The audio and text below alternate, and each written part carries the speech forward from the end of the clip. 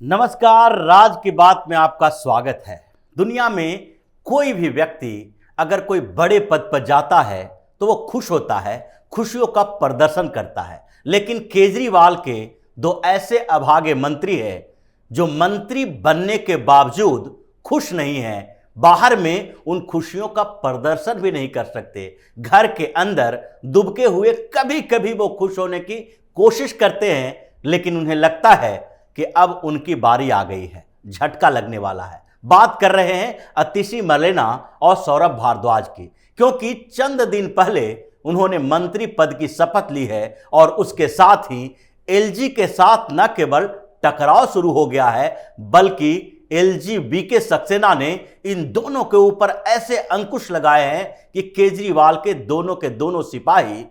छटपटा रहे हैं। उन्हें परेशानी इस बात की है कि सरकार में अब मुख्यमंत्री केजरीवाल दबाव बना रहे हैं और एलजी वीके सक्सेना ने उन्हें ऐसे संकट में डाल दिया है कि अगर वो काम करते हैं तो भी परेशान होंगे, ना काम करेंगे तो केजरीवाल की तरफ से फरमान जारी होगा कि तुम इस्तीफा दे दो। बात कर रहे हैं दोनों मंत्रियों के उस धर्म संकट की, जहां पर ऐसे दोराहे पर खड़े हैं कि एक तरफ खाई है तो दूसरे तरफ कुआं है। सबसे पहले बात करते हैं अतिशी मरलेना की। उन्हें मंत्री बनाया गया, एजुकेशन मिनिस्ट्री दी गई, साथ ही पावर सेक्टर का भी मिनिस्टर बनाया गया, बिजली विभाग, जिसके लिए अभी विवाद चल ही रहा था कि एक और नया विवाद सामने आ गया, क्योंकि बिजली विभाग में घोटाले की बात तो महीनों से चल रही थी कि इन लोगों ने किस तरीके से बिजली कंपनियों को बिना किसी ऑडिट के सब्सिडी का पैसा दिया। करीब करीब 15,000 करोड़ रुपए दिए गए हैं अब तक सब्सिडी के, और उसका अभी तक ऑडिट नहीं करवाया गया है। यह कांग्रेस का भी आरोप है, भाजपा का भी आरोप है, और साथ ही एलजी ने भी इस पर कई सवाल उठा चुके हैं। लेकिन इस बीच उससे भी एक दूसरा मसला आ रहा है, क्योंकि सब्सिडी का खेल जो अरविंद केजरीवाल खेलने जा रहे हैं और अभी तक खेलते रहे हैं, उसमें एक नया ब्रेक लगने वाला है। डीईआरसी यानी दिल्ली इलेक्ट्रिसिटी रेगुलेशन कमीशन, यानी कि डीईआरसी ने एक प्रस्ताव रखा, और वो प्रस्ताव है दिल्ली सरकार के लिए कि आप बिजली की जो सब्सिडी देते हैं वो उन लोगों को दीजिए जो गरीब हैं, जिसकी आवश्यकता इन्हें है। उन लोगों को मत दीजिए जो इसकी जरूरत महसूस नहीं करते हैं। आपने ऑप्ट इन की नीति तो अपना ली, लेकिन इससे दिल्ली सरकार को फायदा नहीं हो रहा है। डीआरसी ने प्रस्ताव इसलिए भी दिया क्योंकि डीआरसी के पास पैसे नहीं हैं। पेंशन ट्रस्ट में जो पैसे जमा करने हैं, जिसके लिए कर्मचारियों को पैसा मिल सके पेंशन का, उसके लिए फंड नहीं है, पैसे नहीं है। और इसलिए एक प्रपोजल तैयार किया गया कि दिल्ली में जो सब्सिडी दी जाती है बिजली की, उसमें एक कैप लगाया जाए कि जो 3 किलोवाट तक लोड वाले कंज्यूमर हैं, सब्सिडी केवल उन्हीं को दी जाए। 3 किलोवाट से ज्यादा लोड वाले जो कंज्यूमर हैं, उनको सब्सिडी के दायरे से बाहर रखा जाए। ऐसे भी दिल्ली में ज्यादातर जो सब्सिडी मिलती है, यानी कि लगभग 86% कंज्यूमर जो सब्सिडी ले रहे हैं वो 3 केवी से कम लोड वाले हैं। उससे ज्यादा लोड वाले केवल और केवल 13 से 14% लोग हैं। अगर 13-14% लोगों को इस सब्सिडी के दायरे से बाहर करते हैं तो दिल्ली सरकार को 300 करोड़ रुपए का फायदा होगा, और वो 300 करोड़ रुपए डीईआरसी के पेंशन ट्रस्ट फंड में डाला जा सकता है, जिससे कि जो समस्याएं डीआरसी के तहत चल रही है उसका भी समाधान होगा। और दूसरे तरफ सब्सिडी केवल उन्हीं लोगों को मिलेगी जिनको यह आवश्यकता है, जिनकी जरूरत है, जो सामान्य तरीके से वैसे लोग हैं जो घर में सामान्य उपकरणों का उपयोग करते हैं, न कि जो इसका दुरुपयोग कर रहे हैं, अपने घरों में 4-4 मीटर लगवाकर और उसके आधार पर सब्सिडी ले रहे हैं। यह प्रस्ताव रखा गया है और इसे एलजी वीके सक्सेना का भी अप्रूवल मिल गया है। इसे अब कैबिनेट में पेश किया जाना है। लेकिन दूसरी तरफ अतिशी परेशान है। अतिशी बार बार यह कह रही है कि सब्सिडी के साथ कोई छेड़छाड़ नहीं किया जाएगा। वो केजरीवाल के उसी नीति पर चल रही हैं, क्योंकि मुख्यमंत्री अरविंद केजरीवाल ने कह दिया है कि अगर ऐसा हुआ तो 7 लाख से ज्यादा कंज्यूमर को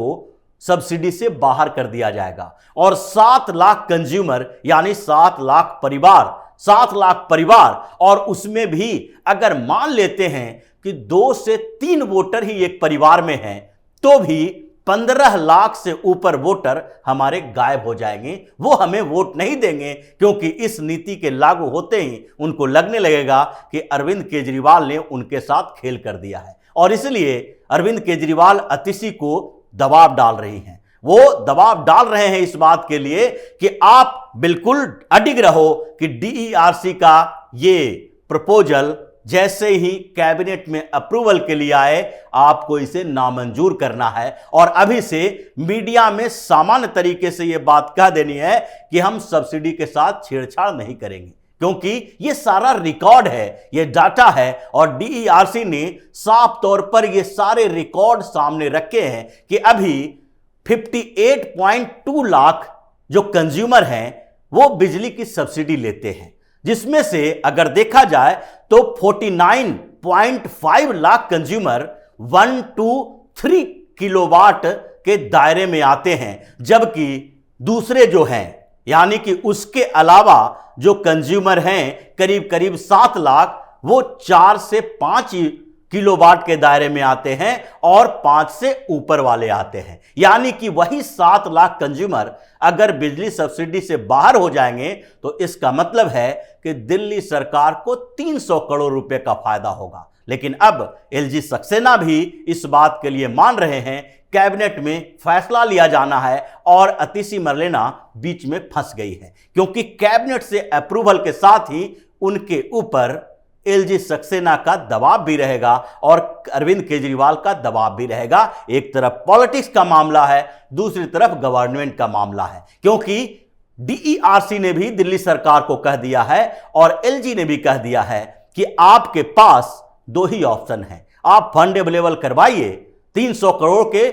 प्रॉफिट का एक प्रावधान आया है उसमें आप मंजूर नहीं कर रहे हैं, तो दूसरी तरफ पेंशन ट्रस्ट फंड है जिसमें भी डीईआरसी के कर्मचारी हैं और वो रिटायर होने वाले हैं। उन लोगों के पेंशन स्कीम में पैसे कहां से आएंगे इसकी व्यवस्था कीजिए, ब्लूप्रिंट तैयार करके दीजिए कि बिजली से हम कैसे रेवेन्यू दूसरे तरीके से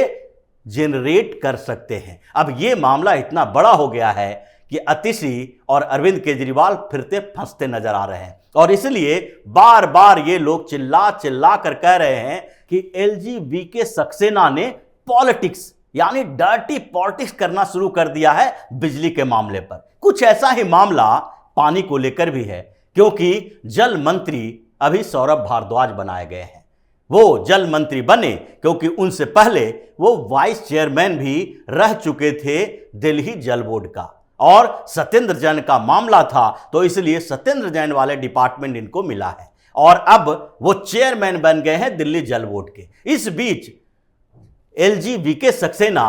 और दिल्ली के चीफ सेक्रेटरी नरेश कुमार ने दिल्ली जल बोर्ड के अधिकारियों के साथ वजीराबाद प्लांट का दौरा किया और उसके बाद जब वहां दौरा करके आए तो इनके पास पूरी लिस्ट तैयार थी, फाइल तैयार थी कि कैसे वजीराबाद प्लांट के साथ जो गेम अरविंद केजरीवाल ने किया है उसके कारण दिल्ली के लोगों के पास पानी का संकट आने वाला है और अभी पानी की क्वालिटी जो है दिल्ली जल बोर्ड की वो बेकार है, खराब है, गंदे पानी सप्लाई किए जा रहे हैं। और इस दौरे के साथ ही उन्होंने अरविंद केजरीवाल को सीधे चिट्ठी लिखी। चिट्ठी में सवाल उठाया गया कि क्या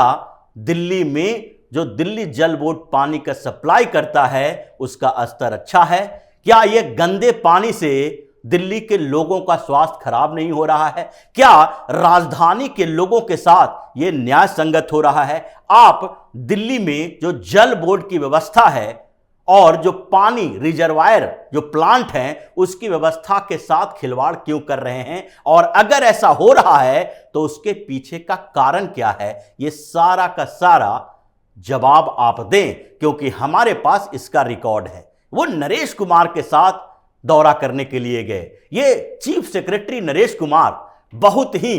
ऐसे व्यक्ति हैं जिससे अरविंद केजरीवाल की पूरी टीम थर थर कांपती है। ये वही नरेश कुमार हैं जिन्होंने शराब घोटाले को उद्घाटित किया, सामने लाया, उन्होंने ही पहली रिपोर्ट दी थी कि जो न्यू एक्साइज पॉलिसी है वो पॉलिसी बहुत गंदी है, खराब है और इसमें कई घोटालों के सबूत दिखाई पड़ रहे हैं, इसलिए इसकी जांच सीबीआई से कराई जानी चाहिए। और उन्होंने जब ये रिपोर्ट वीके सक्सेना के पास सौंपी तो तत्काल ही कार्रवाई की गई और इसे सीबीआई जांच के लिए आगे बढ़ा दिया गया। ये जो चीफ सेक्रेटरी नरेश कुमार हैं, उन्हीं के कारण न्यू एक्साइज पॉलिसी वापस भी ली गई और इसमें इतने बड़े जो घोटाले हो रहे हैं उस घोटाले का पर्दाफाश भी हुआ और अब वो दिल्ली जल बोर्ड में भी घुस गए हैं। उन्होंने दिल्ली जल बोर्ड के अधिकारियों के साथ बैठक की और इस एक नए घोटाले के तार जोड़ना शुरू कर दिया है, क्योंकि यह घोटाला वजीराबाद प्लांट में जो गाद निकालने का है कॉन्ट्रैक्ट मिला था उससे भी जुड़ा हुआ है। एलजी सक्सेना ने साफ तौर पर कहा है कि वजीराबाद प्लांट में गाद निकालने का कॉन्ट्रैक्ट 2013 में दिया गया था। उस समय सरकार आम आदमी पार्टी की नहीं थी, लेकिन 2013 में जो कॉन्ट्रैक्ट दिया गया था उसमें 7.5 लाख क्यूबिक मीटर गाद निकालने की व्यवस्था की गई थी और उसमें जो वो कॉन्ट्रैक्ट था उसके तहत 2013 के बाद से यानी 14 से आपकी सरकार है और 14 के बाद 18 तक लगभग 6 लाख क्यूबिक मीटर गाद निकाले गए हैं, जिसमें भी लगभग 2 लाख क्यूबिक मीटर रह गए, निकाले नहीं गए, जो कॉन्ट्रैक्ट का हिस्सा था। हजारों करोड़ का कॉन्ट्रैक्ट होता है, उन कॉन्ट्रैक्ट का सम्मान करना चाहिए और उस अनुबंध में जो कहा गया था उसको आपने पूरा नहीं किया, क्योंकि 14 के बाद से आपकी ही सरकार है। उसके बाद 2018 से लेकर अभी 2023 तक अभी भी कोई काम उसमें नहीं हुआ है, जिसके कारण जो वजीराबाद प्लांट की क्षमता है वो 93% कम हो गई है। दिल्ली में अगर देखा जाए तो वजीराबाद प्लांट में जो पानी रखने की क्षमता है वो है 250 MD और वो घटकर अब हो गई है 16 MGD, यानी 93% कम हो गया है। अब 16 MGD जो रिजर्वायर की क्षमता होगी उसमें कैसे दिल्ली के लोगों का पानी का सप्लाई हो सकता है? अगर 2-4-10% कम होता तो कहा जाता, क्योंकि आप लोगों ने उसमें से गाद निकाला नहीं और इसके कारण वजीराबाद प्लांट की स्थिति यह हो गई है कि वहां पर अब जो 8 साल पहले 4.26 मीटर गहराई थी वो घट के धीरे धीरे अब 0.42 मीटर हो गई है, यानी वो 10% के आसपास भी नहीं है। 10%, और उतना जब गाद भर गया है तो उसमें पानी जमा कैसे होगा? तो ये सारे के सारे मामले दिल्ली जल बोर्ड पर ऐसे वीके सक्सेना ने फेंके हैं कि केजरीवाल की छटपटाहट बढ़ गई है और सौरभ भारद्वाज सीधे फ्रंट पे आए। उन्होंने एलजी वीके सक्सेना पर आरोप लगाना शुरू कर दिया कि इन्होंने हमें काम करने से रोकने के लिए ये डर्टी पॉलिटिक्स करना शुरू कर दिया है। वो ये सारा का सारा मामला हरियाणा की तरफ डाइवर्ट करने की कोशिश में लगे हैं। सौरभ भारद्वाज ने यह कहा कि ये जो पानी की समस्या दिल्ली में हो रही है वो हरियाणा के कारण हो रही है। वहां से यमुना का जल स्तर जो हमारे यहां कम हो रहा है क्योंकि हरियाणा से पानी छोड़ा नहीं जा रहा है। वहां अवैध रेत खनन के कारोबार चल रहे हैं और चूंकि हरियाणा में भारतीय जनता पार्टी की सरकार है तो उसके ऊपर आरोप नहीं लगाया जा रहा और यहां दिल्ली में आम आदमी पार्टी के ऊपर आरोप लगाया जा रहा है। लेकिन सौरभ भारद्वाज ये बात तो बताएंगे ही कि ये जो 2014 से 2018 तक 2 लाख क्यूबिक मीटर गाद नहीं निकाले गए, उसके पीछे क्या हरियाणा की सरकार थी या केंद्र की सरकार थी या एलजी का कोई ऑर्डर था, या 2018 से लेकर अब 2023 में जो जितने महीने हो गए उस समय तक वजीराबाद प्लांट से कोई गाद ही नहीं निकाले गए, जिसके कारण क्षमता घटकर 250 से 16 हो गए हैं। इसके पीछे भाई क्या एलजी का हाथ है या हरियाणा सरकार का हाथ है? यानी सौरभ भारद्वाज और अतिशी मरलेना दोनों इस कदर फंस गए हैं कि केजरीवाल इन्हें फ्रंट फुट पर रखकर एलजी के साथ सीधे टकराव की स्थिति में ला रहे हैं और वो चाहते हैं कि इसे पॉलिटिकल मुद्दा बनाकर घुमाते रहा जाए ताकि उनके वोटर नाराज ना हो। जबकि दोनों के दोनों इस बात के लिए छटपटा रहे हैं कि जिन मंत्रालयों की जिम्मेदारी दी गई उसमें पहले से ही घोटाला था, और अब जो नए मामले सामने आ रहे हैं उसके बाद तो ऐसा लग रहा है कि उनके लिए भी जेल का इंतजाम कर दिया गया है। और इसलिए ये चाह रहे हैं कि कैसे भी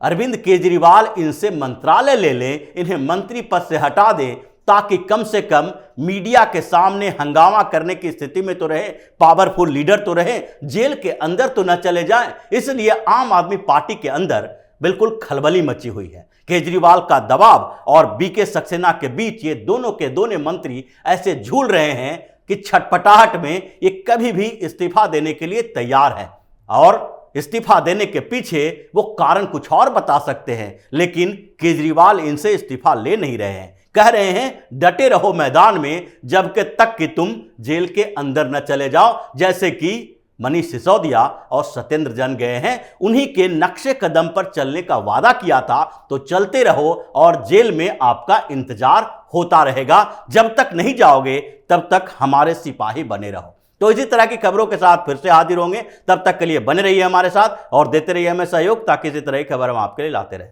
धन्यवाद।